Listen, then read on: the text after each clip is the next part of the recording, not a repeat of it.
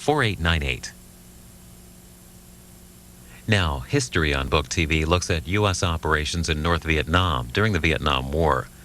The Secret War Against Hanoi relies on recently declassified top-secret Pentagon documents and over 60 interviews with key officers. Author Richard Schultz is an expert in the Pentagon Studies and Observation Group, which oversaw the activities in Southeast Asia from 1964 to 1972. He was at Fort McNair in Washington, D.C. for this 70-minute discussion.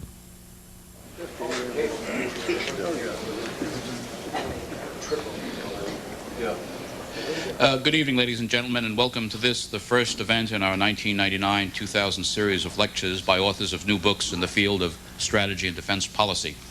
I'm Bob Solano, Director of Publications and Editor of Joint Force Quarterly here at NDU. This series is presented by the Institute for National Strategic Studies with the kind support of NDU Foundation and is intended to expose faculty, staff, and students, as well as colleagues and friends from about town, to the background of works of interest to devotees of strategic studies, defense analysis, and military affairs, in the words of the authors themselves. I'm very pleased tonight to introduce this program for three reasons. One, it marks the reinauguration of this lecture series, which, after a lapse of almost a year, and the subject of this book at hand is something which has interested me since my involvement in Vietnam in the 1970s, and earlier at Fort Bragg, and the identity of the author himself, who is an old friend and colleague. The subject of special operations in Vietnam has received scant attention in the literature on the war. Other than well-chronicled exploits of the 5th Special Forces Group among the Montagnards or Khmer Krom along the Cambodian border, accounts of the unsuccessful raid to rescue American POWs at Son Tay in North Vietnam, and some efforts to analyze the effectiveness of black, gray, and white propaganda aimed at the Viet Cong and regular North Vietnamese forces. There are really few, if any, references to the subject of the Studies and Observation Group of the U.S. Military Assistance Command, or MACSOG, in the literature on Vietnam. The Secret War Against Hanoi, therefore, is an important contribution to the history, not only of the Vietnam War, but also to the theory and application of those instruments of national power which we group under the rubric of special operations. It is a book that could not have been written without the cooperation of many former members of MACSOG, their current-day successors at U.S. Army Special Operations Command at Fort Bragg, and the unique qualifications of its author. Richard H. Schultz is Director of the International Security Studies Program and Associate Professor of International Politics at the Fletcher School of Law and Diplomacy. He's also taught here in Washington at Catholic University, held visiting academic appointments at both the Naval War College and the U.S. Military Academy. He's received grants, research fellowships from Harvard, Stanford, and the U.S. Institute of Peace. Dick has written and lectured widely on terrorism, intelligence, revolutionary warfare, and allied subjects. But it was the topic of his doctoral dissertation on U.S. counterinsurgency strategy in Vietnam that drew us together in 1982 when we were colleagues at the National Strategy Information Center. It was then we began many conversations on PSYOP, Cold War, and special operations, and it's a delight for me to welcome Dick back tonight to talk about the successes and failures of MACSOG, and in part what those tell us about the use of special operations today. Dick? Thank you.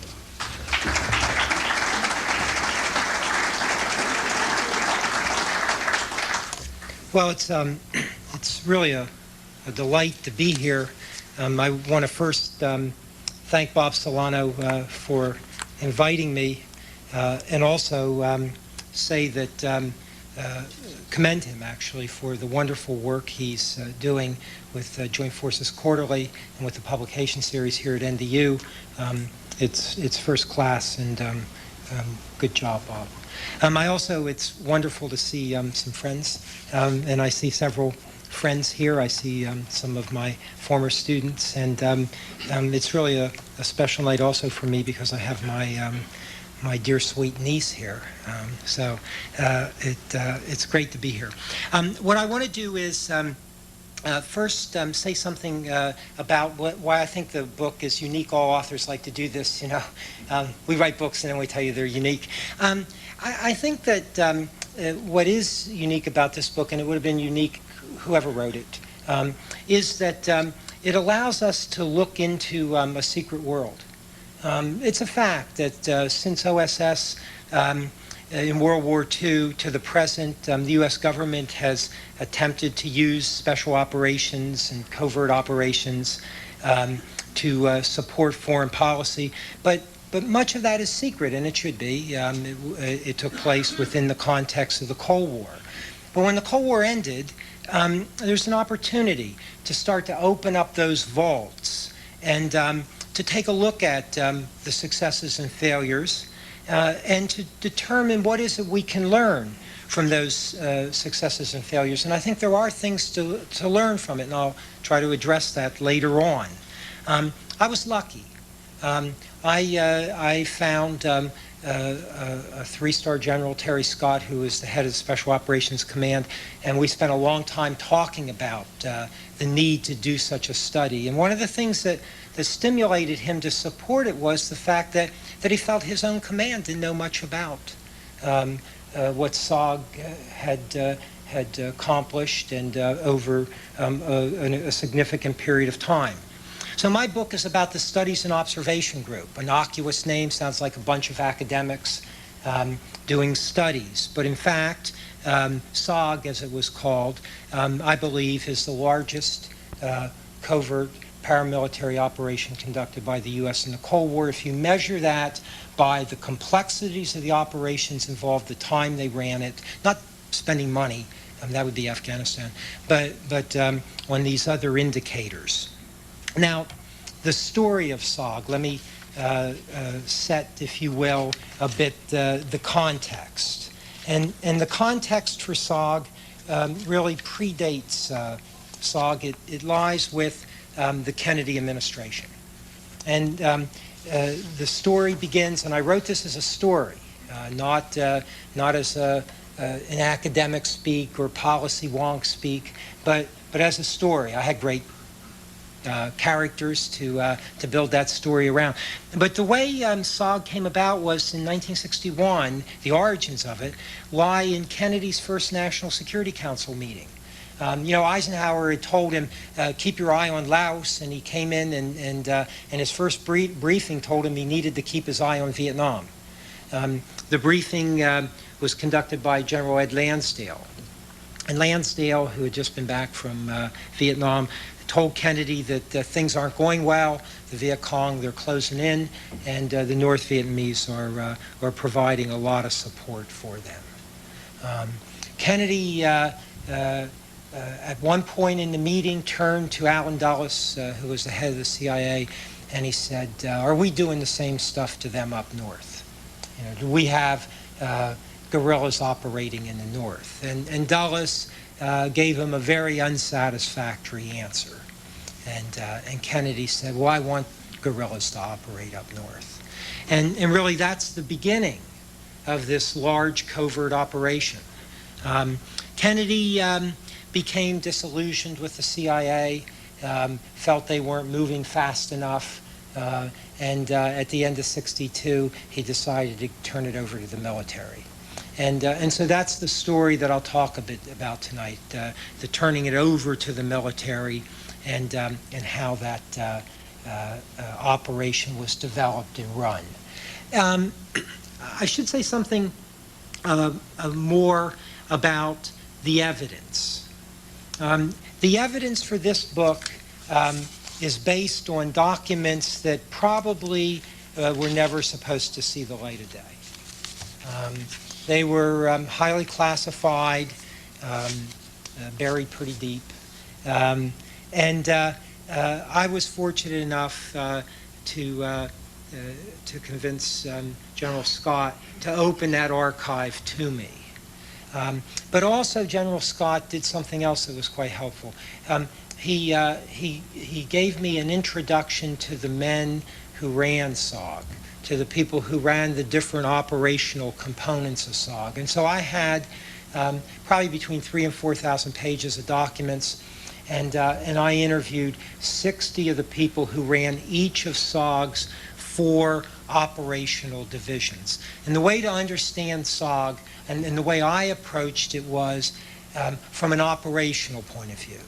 I wanted to know, what is it they were trying to do and why? What is it they were trying to do? They had 4 operational components. The first dealt with the insertion and running of agents, and then later the creation of a complex deception or triple cross operation that included some pretty rough stuff, such as manipulating North Vietnamese POWs. The second division of SOG dealt with psychological warfare, and that included trying to establish a fabricated resistance organization in North Vietnam, kidnapping and indoctrinating North Vietnamese citizens, operating falsely attributed black radio stations, distributing propaganda material, forging letters and documents, sometimes called blackmail, and initiating some other dirty tricks. And dirty tricks was part of it. The third operational division of SOG dealt with covert maritime operations against the North Vietnamese coast. This included capture and destruction of North Vietnamese naval fishing boats, and also cross-beach commando sabotage raids, and the insertion of Psy-war material. And then finally, the fourth operational division of SOG focused on the Ho Chi Minh Trail. Cross-border operations against the trail to disrupt the movement of North Vietnamese supplies and troops by identifying targets and calling in airstrikes. So these are the 4 operational divisions of SOG. And these 4 operational divisions focused on 2 of what Clausewitz calls centers of gravity. I would call them strategic pressure points. And what do I mean by a strategic pressure point? It's one of those aspects of the enemy that if you affect it, you throw them off balance. You make it more difficult for them to accomplish their objectives. And SOG focused on 2. One was the rear area of North Vietnam. And what they wanted to do, plain and simple, was make the North Vietnamese believe that they had a real internal security problem. They had a subversion problem, and they needed to devote resources to deal with that. And of course, as all of you know, in wartime, if your rear area is uncertain, it creates a lot of tension and problems for you. Affect it, and you can affect your enemy's capacity to conduct war. It doesn't mean you'll win the war, but you can throw them off balance. And SOG aimed at that. And then secondly, SOG aimed at the Ho Chi Minh Trail. The Ho Chi Minh Trail. Strategically important to the North Vietnamese. In fact, in the book, I recount how in the early 90s, Americans started to travel back to Vietnam to talk to the Vietnamese and to do business or whatever. And one such person was a fellow from Minnesota who was a peace activist. And he met up with this North Vietnamese colonel, not an ordinary colonel, the fellow who was given the honor of taking the surrender in 1975 in South Vietnam. And this activist said to the colonel, was there anything we could have done to prevent your victory? Sure that the answer was no. And the colonel looked him in the eye and said, cut the Ho Chi Minh Trail, and then elaborated on it. So focusing on the trail was a strategic pressure point. And so SOG, to understand SOG, we need to understand it in terms of what it attempted to do. Now, what I'd like to do is to talk about some of the key revelations, some of the things that I found out in my research, and to highlight those.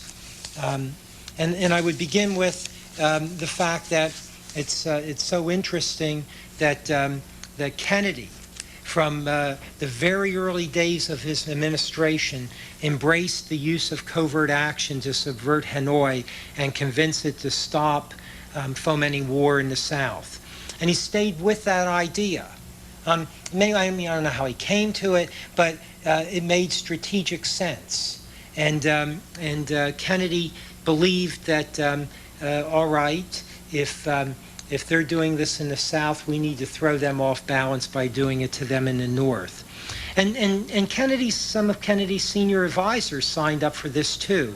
I mean, you won't be surprised to hear that McGeorge Bundy did, and that Walt Rostow did, and Bobby Kennedy, but so did McNamara. And McNamara actually was Kennedy's action officer for taking the covert war away from the CIA and getting the Pentagon to step up to it. And it's in the documents. I mean, it's clear in the documents that he did this. In fact, in 1963, this was the period of the transfer. In the Pentagon, the chairman of Joint Chiefs of Staff at the time, Maxwell Taylor, kept trying to pass it back to the CIA. And McNamara would cut him off and say, no, this is, you're going to do it. And this is going to be in the hands of the military. The Kennedy administration quickly became disenchanted, by the way, with the CIA's capacity to run larger covert operations. They gave it to the CIA, and then Kennedy kept after him, and he concluded in 1962, towards the end of '62, that the CIA wouldn't do it. They just wouldn't do it. Colby, who I interviewed extensively, just didn't believe that these sorts of things could affect North Vietnam, and he threw in a towel, and so Kennedy decided in '62 to take it away from the CIA and give it to the military. And what's very interesting is that many think there's this kind of lore that Kennedy, burned by the Bay of Pigs, learned his lesson. It's not true at all. It's not true at all. The Bay of Pigs in no way slowed him down in terms of his enthusiasm for covert operations. And not just in North Vietnam, against North Vietnam, but of course against Cuba itself. I mean, what we know now about the two Kennedys. And Cuba makes clear that on Cuba he didn't back off. Bay of Pigs didn't affect him, and it's certainly the case against North Vietnam that in no way did he back off on pushing for the covert war. He believed in this for reasons that aren't always clear. He believed in it. Now, the Kennedy White House, interestingly, believed that the Pentagon was up to the task. That since special forces were being built up, and remember, special forces had two missions, and one was unconventional warfare, as it was called, which meant these kinds of subversive operations. Kennedy believed that the Pentagon was up to the task, that the military was building up special forces, and they had the skills necessary to intensify and run covert operations against North Vietnam. The fact is that it wasn't quite that simple. In certain areas, the military was ready, but in a number of more esoteric areas that included Psy-War and running agents and deception operations, they were not. And so there was some flawed reasoning on the part of the Kennedy administration, thinking that this could happen quickly, overnight. Now, while eager to use covert action, these Washington policymakers evidenced little understanding of the intricacies involved in doing so. That's not a new story for some of the people in this audience. But in fact, it was the case here that they believed that you could get this started quickly. You know, there were all these special forces that were being built up. Give it to them, get started, and put Hanoi on the ropes. And of course, they were wrong about that. Not so easy to do these things. Takes time, but also for SOG, it took learning, and they had to learn on the job. They didn't have the expertise in esoteric areas, and it was costly. in some aspects of it that I'll mention in a little bit. The senior leadership of the Kennedy administration charged the Pentagon with the task of intensifying the covert war inside North Vietnam. But it's not something that the Pentagon wanted to step up to. I mean, it's very interesting how, and I can elaborate on this if someone's interested, how the mainstream boxed Ed Lansdale out of the picture. He was the one who became special advisor to Secretary of Defense on special operations, and how the Pentagon created something that looked like it was supposed to be the advocate for special operations, but turned out to be just the opposite. This was called the SACSA, the Office of the Special Assistant for Counterinsurgency and Special Activities. Special Activities would be SOG. So the Pentagon, and I'll say more about this, resisted. Now, what's very interesting is the difference between Kennedy and Johnson. And you see it in the title. In the book, I refer to it as Kennedy eagerness and Johnson trepidation. And Johnson, it took a year to write the operational plan for SOG, and in part it had to do with foot dragging on the part of the mainstream in the Pentagon that didn't want the military to take this over. So it takes a year to write this plan, but by November they had it done. And the plan, if you look at it, it had all the tricks in the bag. It was an enthusiastic set of operations that were proposed, and it was given to Johnson. And Johnson initially, Johnson thought, well, if Kennedy can do it, I can do it too. He wasn't going to be any less tough than Kennedy.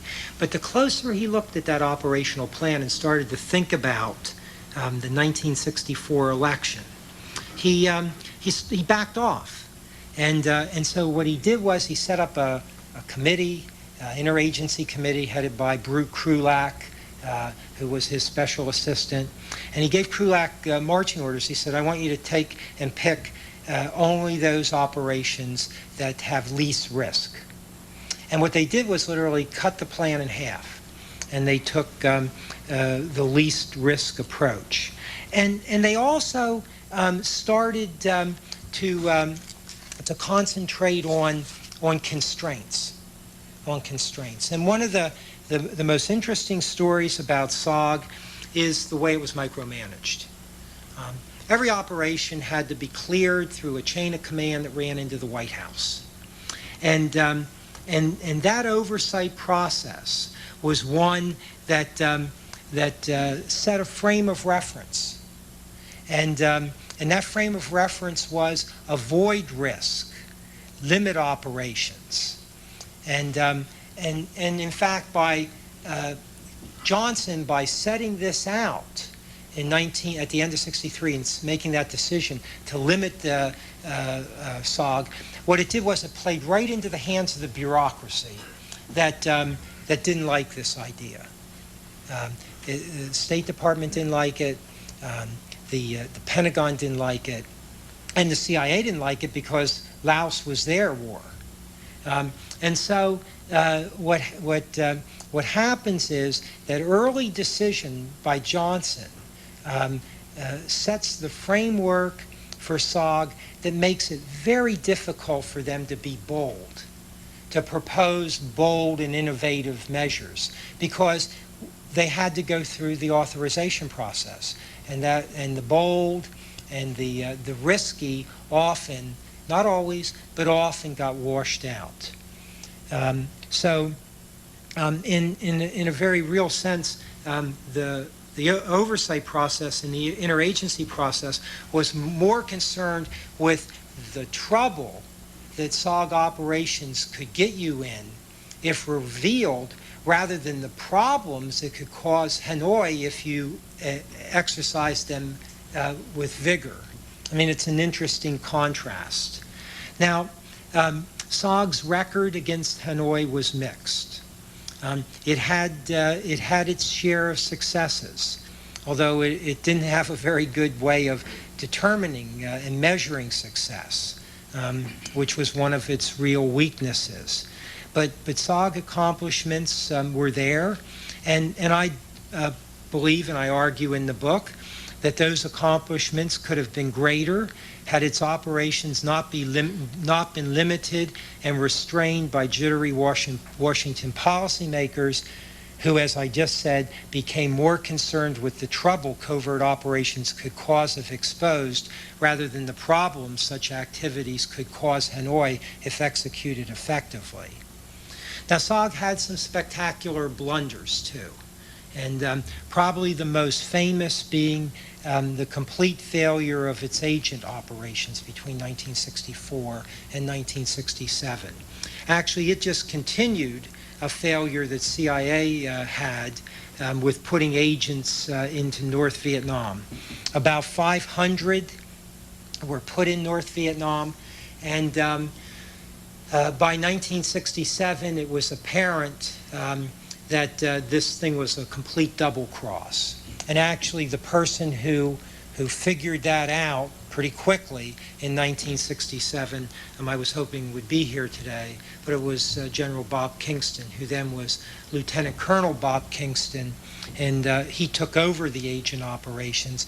And when he looked at it in sort of typical, if you know Kingston, in typical Kingston style, he walked into Jack Singlob, who was the chief of SOG at that time, and he said, "Sir, do you have any messages you want to send to Ho Chi Minh? Because I have a direct channel to him." And of course, Singlob went through the roof. But then they set their minds to, well, is it possible to run this back against the North Vietnamese? And what came out of that was one of the most interesting deception operations that I've ever encountered. What SOG attempted to do was, they found, by the way, it was interesting that Hanoi seemed to think there were a lot more agents in North Vietnam than there really were, or had been sent. Maybe 2 times as many. Actually, I talked to some people who, some North Vietnamese who thought that it was 4 times as many. And so what this led Singlob and Kingston to cook up was the idea that, well, if they think there are more, maybe we can make them think there are even more than they think there are. And they created this deception program that I would characterize as fiendishly nasty, but it had North Vietnamese attention, and I explain in the book how it had North Vietnamese attention, and I can discuss that in the Q&A.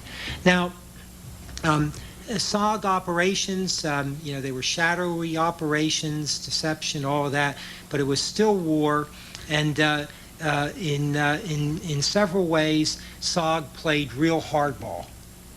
They played real hardball, and they ruthlessly manipulated North Vietnamese prisoners of war as well as North Vietnamese citizens that SOG teams kidnapped. They indoctrinated them. They had some psychological warfare, dirty tricks that were, I would characterize as mean stuff. And then, of course, on the Ho Chi Minh Trail, they gave the North Vietnamese a lot of problems in the period 66 to 68. 69, things start to change for them. Hanoi, by the way, did not take SOG lightly.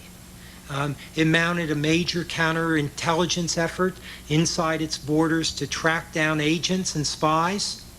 All available means of communication were used to warn the population of spies in their midst. Furthermore, Hanoi enacted tough new decrees with harsher penalties, including execution for anyone who got involved in counter-revolutionary activity. It strengthened its coastal defenses to deal with SOG, and on the Ho Chi Minh Trail, it took several steps to neutralize SOG reconnaissance teams.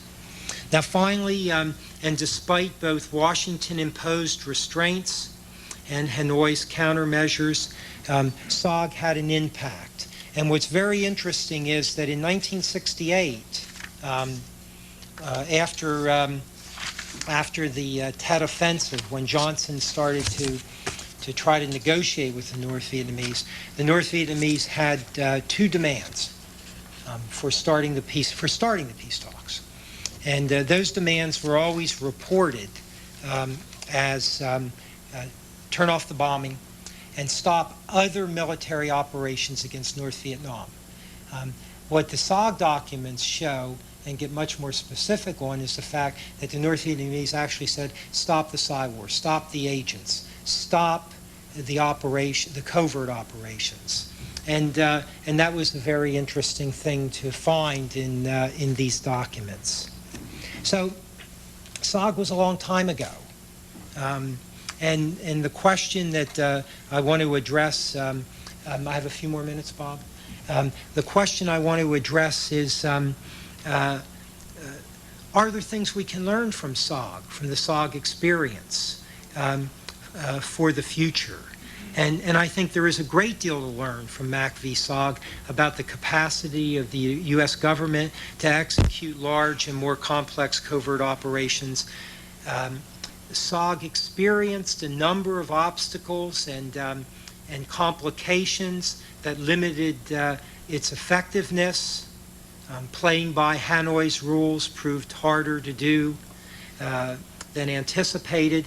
But I would propose that the obstructions that plague SOG's effort are not an aberration unique to the Vietnam case, but just the opposite. They can be found in other Cold War examples where the U.S. sought to employ covert action. And furthermore, these limitations are likely to affect the capacity of the White House to use this instrument of statecraft in the future. An evaluation of the post-World War II history of American covert operations, I think, reveals and would reveal, if we could do even more case studies, the following recurring barriers to effective use of this instrument. One, while being drawn to the use of covert action in the hope that it will quickly resolve difficult foreign policy problems, presidents have generally shown little understanding of what covert action can and cannot accomplish, and have been very impatient with it. And that was true of SOG, and that's been true in lots of other cases. Second, presidents have also worried about employing clandestine methods, fearing the potential political fallout if the operations were exposed. There's a kind of schizophrenia here. On the one hand, Richard Helms, who I interviewed, I said to him, I was talking to him about the Kennedys, and he said, not just them. He said, all of these presidents would come to me or their advisors and say, you know, I want to do this covertly. And so we'd go write a plan, and then we'd show them to them. And they'd look at the plan and they'd go, you want to do what? And that's an interesting thing that I found in spades in the SOG case, that there are questions about how far to go on the part of presidents and their advisors. There are also important moral dilemmas here. I mean, look, some of the things that SOG did, these were really tough, hardball measures. And they raised a lot of questions in the bureaucracy. I'll give you specific cases in the Q&A of where SOG wanted to do something and the State Department throws up its hands. No, no, no. This is morally and ethically wrong. And so that's a big issue that we have to struggle with, because there may be cases where not general reasoning, but specific cases where you sometimes have to do tough things. The third general lesson, the effective use of covert action as an instrument of policy proved to be a persistent challenge. Presidents and their advisors were inept at coordinating and integrating covert action into larger strategies. Now, I didn't say much about that tonight, but in the book, I go into it in great detail about how SOG at the campaign level, at the operational level, I think eventually did okay, but the integration of SOG into a larger strategic, a larger strategy was not there. SOG was looked at as ancillary, not complementary. And I would propose that not much has changed through the Cold War on that. Fourth, organizing and manipulating and managing complex covert programs has also been hard for the United States because it involves integrating a variety of different covert tactics. And in the case of SOG, that was an interesting thing. It was very compartmented. So getting the compartments together and coordinating everything didn't come easily. I mean, they got to it by '68, but it took 4 years. So this is an enduring problem. Fifth, when more than one government agency is involved in covert operations, the organizational and managerial challenges multiply. And the CIA military interaction in SOG is hardly one that we would characterize as close cooperation.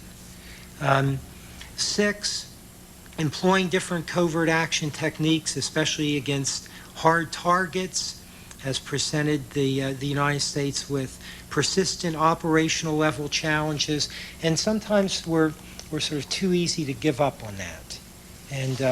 And there was some evidence of that in the SOG experience as well. So I think that many of the revelations about SOG that I talked about illustrate these points. And when we contrast SOG with other covert actions we know about, we see some of the same constraints that hindered SOG. These impediments appear endemic to the use of covert action by the United States. Now, the final question that I would raise is, should we care? I mean, the Cold War's over. We're in a new we're entering a new century, indeed a new millennium. And do we need covert operations, and do we need the kinds of measures that SOG carried out? The story of SOG reveals that an array of covert measures were readily available, although constrained. Is the post-Cold War world creating situations in which these methods may need to counter new threats? And I think we need to have a discussion and debate about that. I mean, put differently, can we identify both state and non-state actors who richly deserve to be the recipients of the different kinds of covert special operations that SOG directed against Hanoi? Now, that's a bit extreme statement, but we do need, I think, to take a look at the kinds of asymmetrical threats that the U.S. will face in the future, especially in the non-state actor realm, and then start to think about, well, what were the kinds of techniques that SOG used? How does technology, how does information warfare and other developments allow us to use this instrument? And should we use it? Are there cases where we should use it? We need to have a debate about that and a discussion about that, not just tonight, but in the policy arena. So with that, why don't I stop?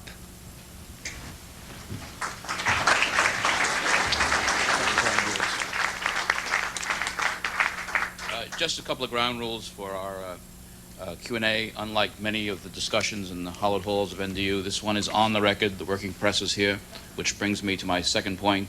You will find a CNN Sony Sherpa with a device affectionately known as a shotgun, a microphone. If you do have a question, please raise your hand and give them a chance to get the microphone to you.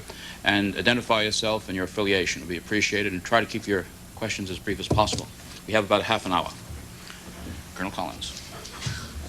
Dick, if you were God, what would you recommend to improve the prospects for covert operations in the United States?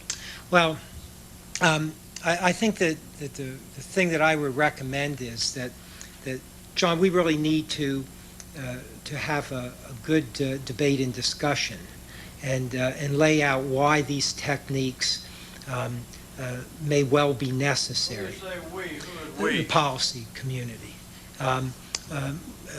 We need that discussion, and we need to infuse in that discussion that while on the one hand we are democracy and we have a set of values that we adhere to, but it does not mean that we should completely hamstring ourselves, especially against some of the asymmetrical and non-state actor threats that we face. And I, unfortunately, we just don't have those sorts of discussions. It ends up, as soon as you start to talk about some of the things that SOG did, it's a gasp and oh my goodness. And even, I mean, on this book, when I look at some of the stories that are being written about it now in the media, I mean, they go to, the things that were tough and mean, and that's what they accentuate. I wrote this book not simply to tell the story of SOG and the tough measures that it used, but to raise questions, and I try to raise them in the epilogue, about how these endemic limitations, and I use the word endemic, and I mean endemic, have constrained our use of this instrument, and we have to think about using this instrument against some of these more asymmetrical threats. So that I think a democracy sometimes has to have some teeth. Now, it doesn't mean that we should willy-nilly do this, but there has to be somewhere in between, and we just don't seem to be able to get there. Please. Lieutenant Colonel Meyer, ICAS student, your presentation seems to use the same kind of argument that we hear so many times, which is that a military instrument could have been successful in Vietnam, which is not necessarily a true statement, whether it was a special operations instrument or whatever the other instruments that we used. How does the special operations community look forward and look at the kind of threats that we face and look at the kind of situations that we're going into and say, well, it's not necessarily the case that a military instrument is the kind of instrument that we need to use. How is the special operations community going to react to that? Well, let me address this in the SOG case. I have a half hour here to talk, so I can't hit on some of the themes that I'd like to. But very interesting in the book, I try to make it absolutely clear that SOG wasn't going to win the war, and the two centers of gravity or strategic pressure points that SOG focused on, that wasn't the beginning and the end of the enemy's strategic pressure points. Those were just two, but they were an interesting two, and focusing on them, I believe, started to throw North Vietnam a bit off balance. Now, that has to be thought about within the context of, a much more integrated political, military, economic strategy. And I discussed that in the book. I don't go into great lengths about what that should look like because that wasn't the subject. But there's no question that special operations has to be part of a larger strategy. Now, I do introduce that theme by going back to General Wild Bill Donovan. Wild Bill Donovan ran something like SOG in World War II. It was called OSS. But Bill Donovan set down a bedrock principle, and he said that OSS operations had to be integrated with, support, and be part of the larger effort. And that's the way we have to think about SOG, and that's the way we have to think about special operations in the context of today's world. it's not a cure-all for everything, and I would never propose that it is or could be. However, it does do some things that might be useful as part of a sort of a larger approach to, let's say, dealing with Iraq or dealing with Osama bin Laden. Or we could think of some other possibilities. But you think about it within, I always think about it within a Donovan framework. And I apply it not just to wartime, but peacetime. Yes? Andrade from the U.S. Army Center of Military History. Richard, I wanted to ask you something. You didn't mention it today, but you do several times in your book. You talk about how Colby and the CIA were aware that these teams were not working and tried to convince DOD and other powers to be that that was the case. But as you know, I want you to comment on this sort of discrepancy. There were 26 teams the CIA sent in, but 16 of them went in between April and December of 1963, which is precisely at the time when Colby's Far East chief and supposedly is telling everybody that they're not working. Secondly, of those 16 teams, well, actually of the entire group, 5 of them are turned over as being viable to Assad. How can that be? Yeah. Well, why did Colby do it? I mean, it's a good question, given that he didn't believe in it. My answer would be this, that while Colby didn't believe in it, there was a lot of pressure on CIA to deliver. And so they put teams in. Maybe it was cynical. But they did it. There are also, in some of the documents, and Dale, especially, I don't know if you read that, you got the 500-page history of SOG, but in there, what you see is that while CIA didn't believe in it, there's some evidence, and I didn't go too far with this because I just had some shreds, that they didn't want to give it up to the military, even though they didn't believe in it. And in fact, of course, they chafed at the idea that the military would take over a covert operation and they would work for the military, which Kennedy had set down in National Security Action Memorandum 57.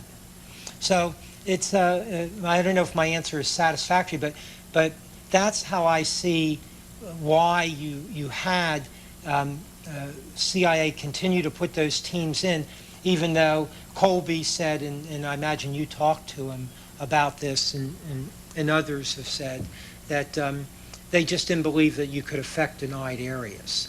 And, Colby's being less than honest with you because, you think so? Oh yeah, Yeah. because Well, 16 teams, more than 50% of your teams went in a 7-month period over what had been a 4-year program. Now I think there's something to there, just trying to put them in to show DOD up. Could be, but he didn't believe in that it was going to have any effect. That makes it worse. Yeah, well, I tried to chronicle this in the book, but it's the view of denied areas that you concede that he was willing anyway to concede denied areas. Bob Destad, I'm with the Defense Prisoner of War Missing in Action Office. I first learned about these operations in 1982 when Commando came out with a story that we had to investigate. Mm-hmm. And at that time I got access to a fairly large, about 2 file drawers full of material up in J5. Mm-hmm. And my memory of some of those documents is that they explained why CIA continued those operations despite their misgivings. They did so explicitly under duress is not the right word. Pressure. Well, Pressure. Real pressure. They did so against their better judgment and with the understanding that at the end of this next cycle of insertions, if there was no better results than in the earlier phase, that they would refuse to continue it. And now Dale and I have discussed this before. Unfortunately, when I went back for those documents a couple of years later on another research matter, I couldn't get access to them again, and I've never been able to find them since. So take what I've said for what it's worth. No, I think that one of the things that we have to recognize is the extent to which this covert operation was important to the White House. And I can't stress that enough, that the White House wanted this done. And the fact that the CIA wasn't moving fast enough is in the documents I have, and their dissatisfaction with this is there.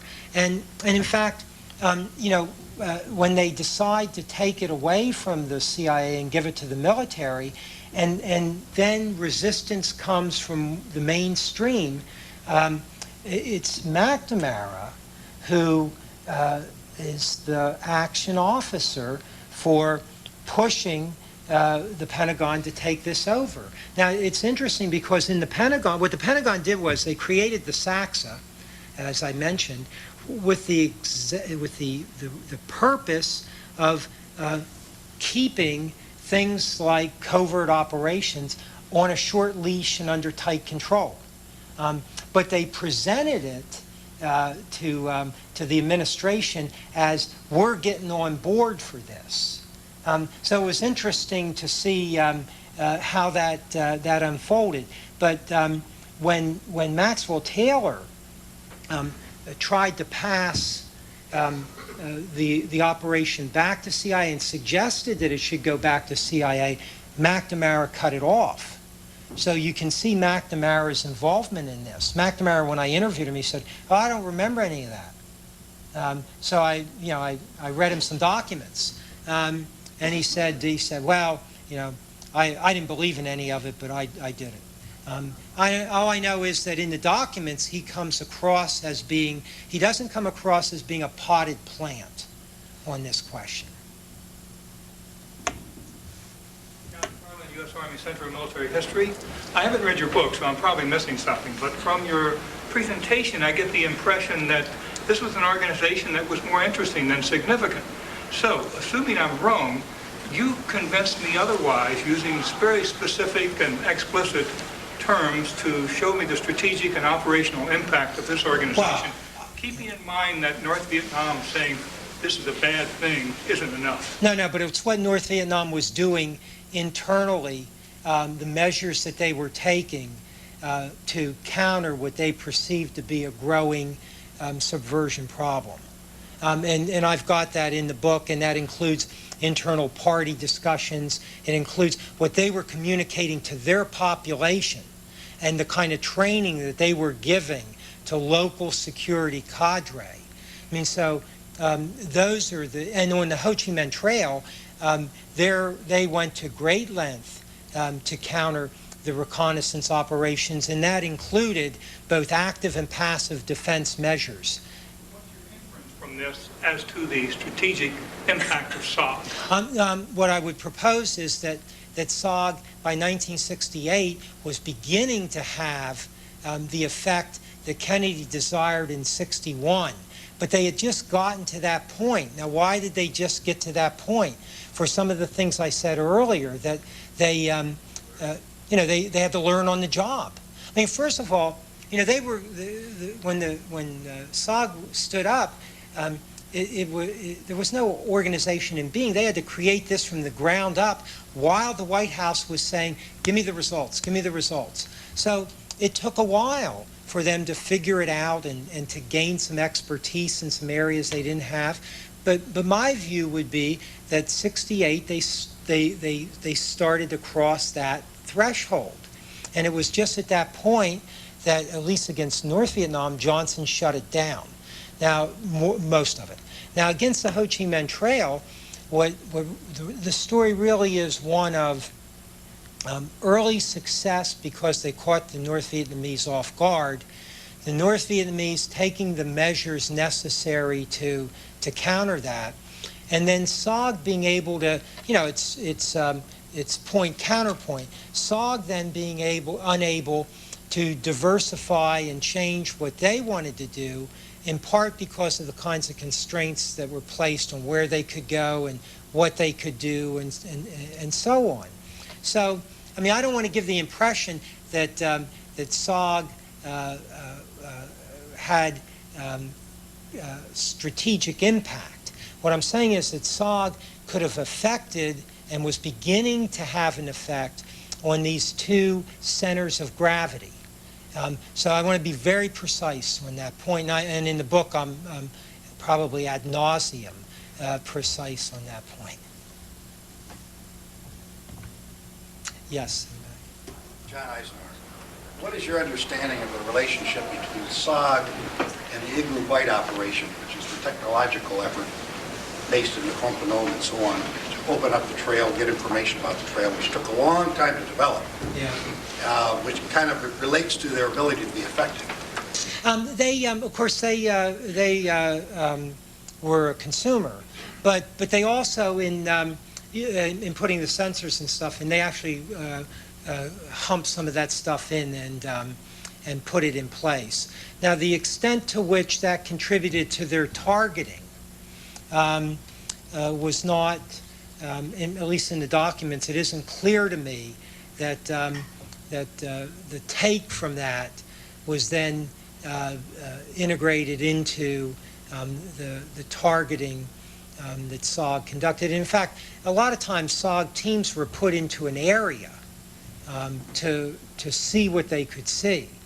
And the idea was originally that they would stay out there 5 or 6 days, be quiet, hang out, and look for targets. Now, what happens is that becomes increasingly difficult to do. For example, staying for 5 or 6 days in 1969, not likely. But it's unclear to me the extent to which the take from that data was fed into SOG. I know that it was fed into the bombing, but the kind of bombing that SOG generated was tactical airstrikes, not that heavy bombing that the B-52s carried out. I mean, I think I'm right on that, but Scotty, maybe you can tell me if I'm missing something here. Yes. Military Intelligence College. The last thing that you mentioned was looking towards the future. When SOG was going in, we were only less than 20 years away from World War II, give or take a few years. And the policy wonks that you referred to had experience both in combat and certainly in seeing movies of Donovan's exploits with OSS and Merrill and a variety of other greatly glorified guerrilla operations and special operations. What do you think the impact of the reaction of the Congress to the secret stuff that was done, which caused executive orders limiting military intelligence and so forth, and the fact that fewer and fewer of the congressional members and the policy wonks have had any of those kinds of experience is going to have on anybody's desire to conduct special operations in the future? Well, I think it's going to make it increasingly difficult. I mean, my short answer would be that we're going to see in spades what Helms told me. You're going to want to do what? That I think is the end result of it, because what influences these individuals is all of this sort of the stories of things that went wrong, and of course important ethical and moral questions that we need to address. So my answer would be that the kinds of limitations and constraints that SOG had placed on it are multiplied by adding Congress to the mix of things. Although, I mean, it doesn't necessarily mean that there can't be a more thoughtful approach, but I think it goes back to what I tried to say to in answering John Collins' question, and that is we need to have a much more serious and thoughtful discussion about what special operations can and cannot do, and how much risk you're willing to take, and whether you're willing to take risk. And I know, for example, I mean, without sort of telling a tale out of school, I can remember when I was at Fort Bragg I was giving a briefing on my research, and I was talking about the problem, some of these problems in the SOG context, and some of the officers that were part of the briefing said to me, we had that set of problems about a month ago when some things we aren't going to tell you about, but that's a continuing issue for us. Do you have any observations about the differences between the era that you're talking about when, after all, armed services controlled appropriations for the agency, as well as defense committees controlled appropriations for DOD and the agency, as compared to the present era, where you have a different set of committees, and the impact of that on the ability to conduct these kinds of things?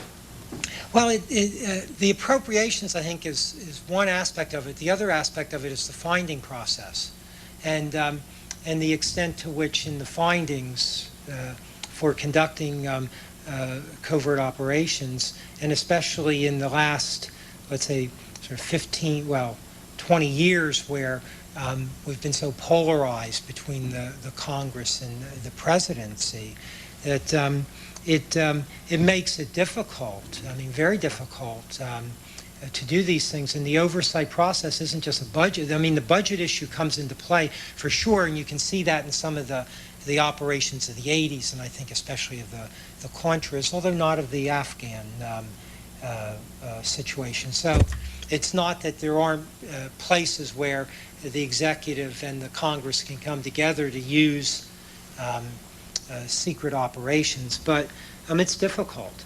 And the budget process allows for micromanagement. And in the case of, if we look at the Contra example, of real micromanagement of what you can do and not do. So, our process, and I'm a believer in, I believe that the oversight process is important, and I think that Congress can play a very important role in not just saying what's wrong, but also looking at this and supporting measures where they can contribute to achieving national security objectives. But it's a dogfight, and you probably know that better than I do.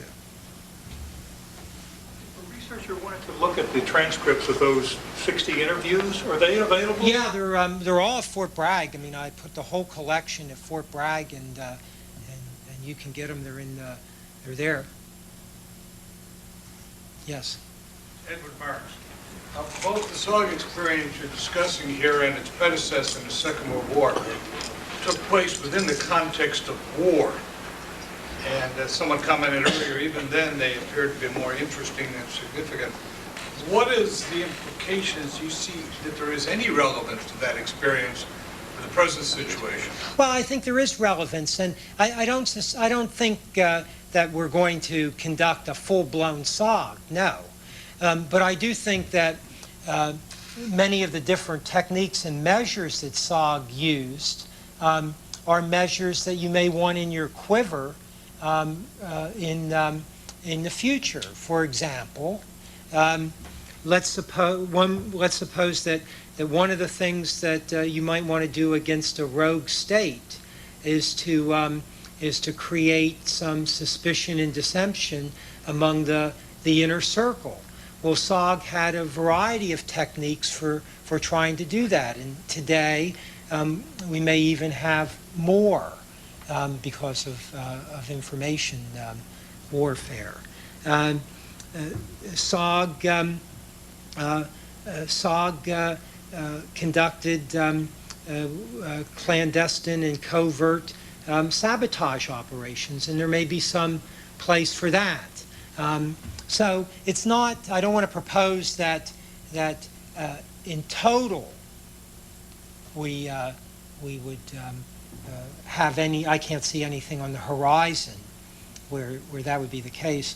But in terms of the different instruments that SOG employed, those may be instruments that in fact we ought to give consideration and thought to. And so in looking at how SOG used those, we can learn from that.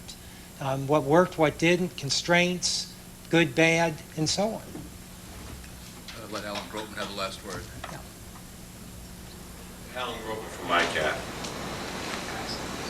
Does it come up in the book at all? Do you ever entertain the idea that in a democracy with a constitution, where we haven't bothered to declare war since 1941, that there are hazards to the democracy? That comes up in the book. Sure. It hasn't come up in the conversation so far. So here talking about SOG-type operations in the atmosphere that we're dealing with now, rogue states. Yugoslavia, rogue state. What's the approval mechanism for these types of SOG-type operations? Well, I mean, we have an approval mechanism, and it's called the finding process. And it goes from the President to the Congress, to the committees, and the committees make judgments about this. So, I mean, I don't see this as outside the democratic process. Now, I think we need to have in the democratic process a discussion of should we or shouldn't we, and if we should, to what extent and not. But when it gets down to, if let's suppose, Alan, that we make the decision, all right, we need to be able to do some of this in the shadows, and that's a conclusion that there's some kind of consensus on. We have to look at it in a reasoned way. But often, I mean, the debate over covert operations is not reasoned. It tends to be either under no circumstances or some on the other side who think that there should be no constraints. We've got to be more thoughtful in that exercise. Thank you, Dick. Before I ask you to join me in thanking Dick once more, let me make two comments. One, as I mentioned earlier, these events are sort of an extension of what goes on in the pages of Joint Force Quarterly. We'll be bringing out a review of this book shortly in JFQ, and also through the cooperation of Harper Collins, Dick's publisher, we'll be taking a chapter on military strategy in SOG and producing it as a feature article in a forthcoming issue of JFQ.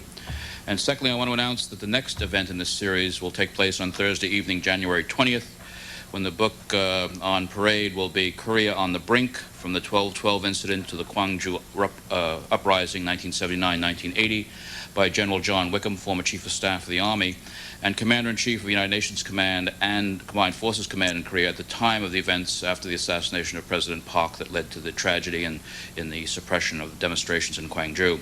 It's a case study in a sink under fire in a bunker without much communication with his ally, and it's a very fascinating study. That book will be published by NDU Press here later this month and be available to the students and faculty probably to get a look at before the event. Dick, thanks very much for coming down from up north tonight, and safe trip back to Fletcher. And I urge those of you who haven't looked at the book, do, because it's a very interesting highlight on the Vietnam War, which has been largely overlooked, and as I can attest from spending 2 years at Fort Bragg during this period, something which I didn't even learn very much about at the club after happy hour. Thanks a lot.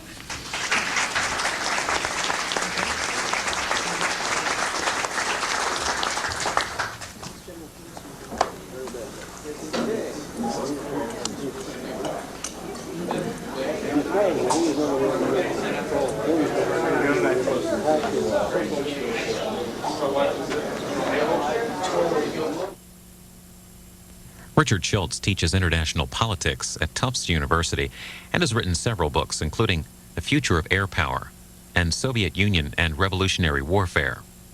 Harper Collins publishes this book, The Secret War